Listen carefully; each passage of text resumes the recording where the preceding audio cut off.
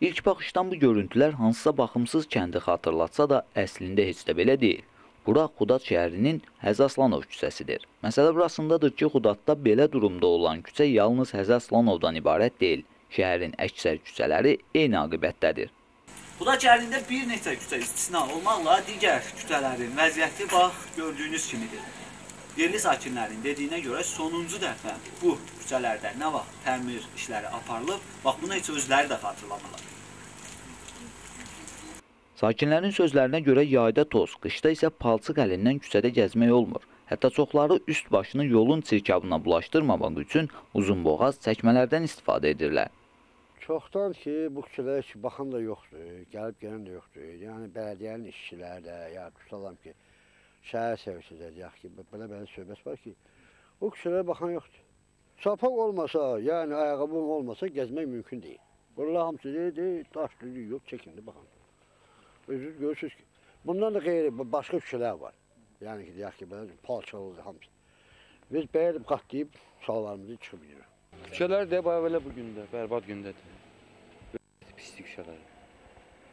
Bizim vəbşə o yanki küçəmiz var, o yandan gələn küçəmiz. Vəbşə pislik.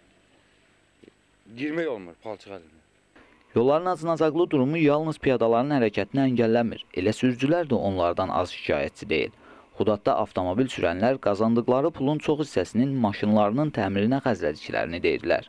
Valla asfalt olsa yaxşı olar da, belə yolda gidirik, palçıqdır. Maşının üstünə pul qoyuram deyə, hələ qazandığımız maşın üstündədir. Maşın qazandığımız maşının üstündədir. Qəbristanlığın yolu, məscidin yolu, pis gündə də pis gündə, özünüz də baxın da. Başqa da asfalt olsa yaxşı olar. Mövcud vəziyyətdən Xudad bələdiyyəsində də xəbərdardırlar. Bələdiyyə sədri Elman Allahyarovun sözlərinə görə yollarda bir neçə dəfə cari təmir işləri aparılıb, lakin bu kifayət etmir. Məsələni əsaslı təmir etməklə həll etmək lazımdır. Bu isə Xudad bələdiyyəsinin maliyyə imkanları xaricindədir. 2012-ci il başa çatıb, bizim hardasa illik büdcəmiz gəlib 40 mini əhatə edib.